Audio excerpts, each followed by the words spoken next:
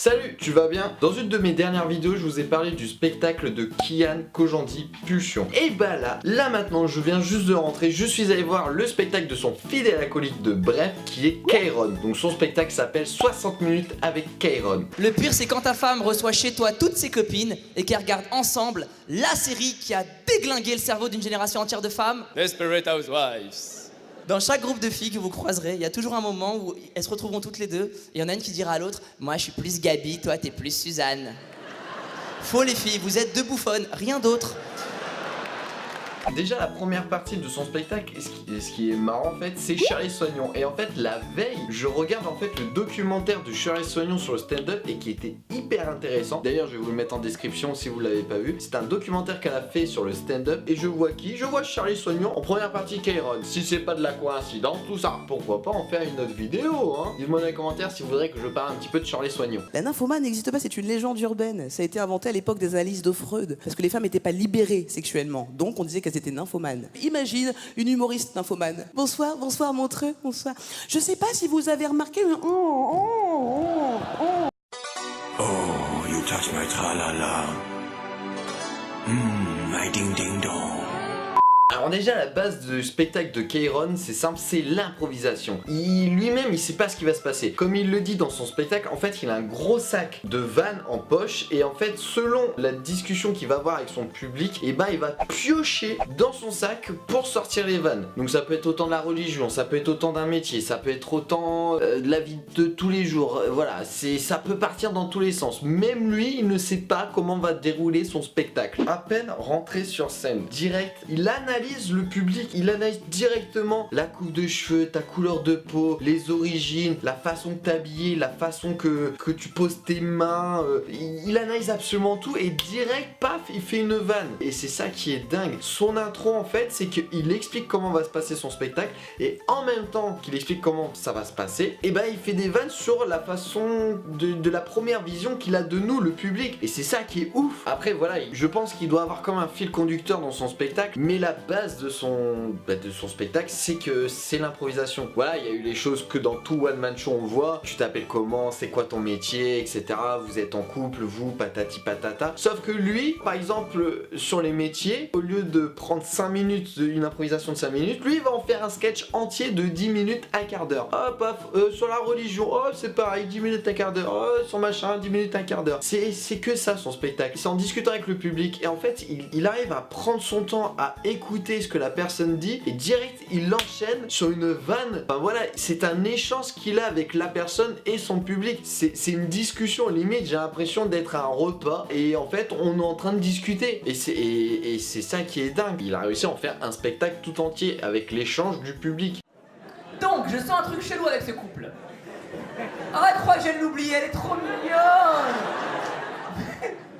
Alors, combien de temps que vous connaissez? Tu m'as dit 9 mois, c'était comment la rencontre? C'est une blague ou c'est vrai? J'avais raison ou pas? Il y avait un truc chelou. Oui ou non?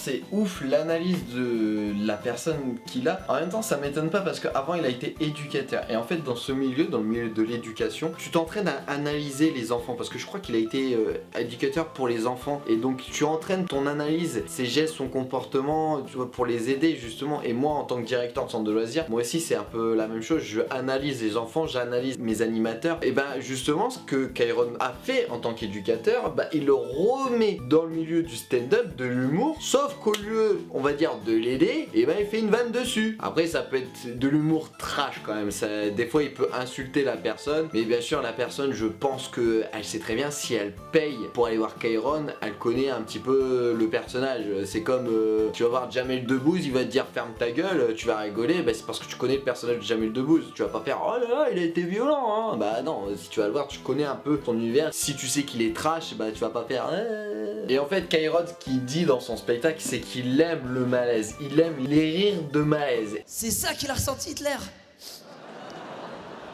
Oh, il y a un enfant. Tu t'appelles comment? Grégory, très mignon. Le petit Grégory? Il est tout mignon, n'importe quoi qui sort de sa bouche, ça pourrait être mignon. Sodomie, ce serait... Tu vois? Grégory, si j'avais été pédophile, c'est toi que j'aurais choisi, je pense.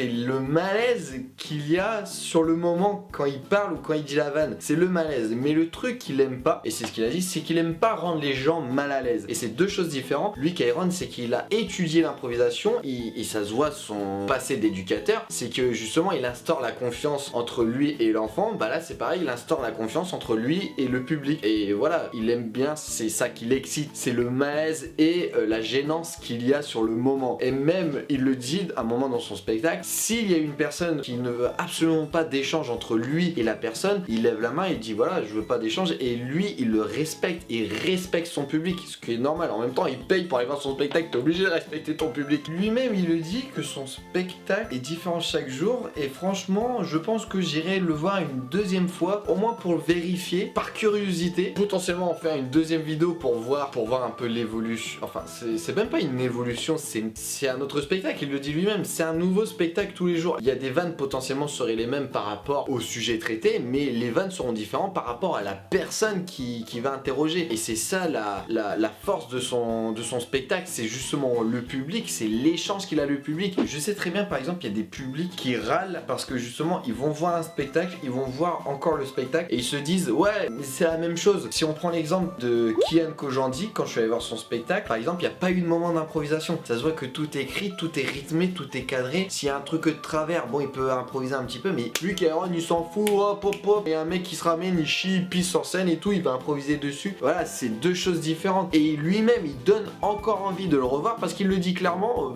revenez encore et encore, parce que vous allez voir, c'est un spectacle différent à chaque fois. Mais voilà, c'est ça qui est cool justement avec Kairon, son spectacle, c'est que c'est 60 minutes avec Kairon, 60 minutes d'échange de lui avec le public. À un moment, il est venu me voir. Il m'a demandé qu'est-ce que je faisais dans la vie. Alors je lui ai expliqué que je voulais travailler dans le milieu du spectacle, être comédien, potentiellement humoriste. Et il m'a dit clairement, sur scène, devant tout le monde, que je peux lui envoyer une démo de ce que j'ai fait, d'un court-métrage ou de moi ce que je fais sur scène. Et que potentiellement, je dis bien potentiellement, que dans son prochain film, pourquoi pas me filer quelque chose. T'inquiète pas, Kairon, si tu vois cette vidéo, bah tu l'auras ma démo, hein. Voilà, franchement, un conseil, déjà allez le voir au moins une fois. Vous allez voir, c'est impressionnant, pendant 1 heure, il improvise. Moi déjà, quand je suis sur scène, je fais une blague en improvisant et ça fait rire le public, ouais, je suis content. Lui, c'est 60 minutes, c'est un spectacle entier qu'il improvise. Donc, allez voir le spectacle de Kairon, 60 minutes avec Kairon. Tout le monde me disait, ouais, va voir Kairon, parle de son spectacle dans une vidéo, tu vas voir, c'est impressionnant ce qu'il fait, 60 minutes, c'est un spectacle différent. Donc voilà, je l'ai vu. Kairon, si tu vois cette vidéo, j'ai kiffé ton spectacle. Mais sinon, j'en ai terminé avec cette vidéo et j'espère que ça vous aura plu. Et je vous dis à une prochaine fois. Tchuss!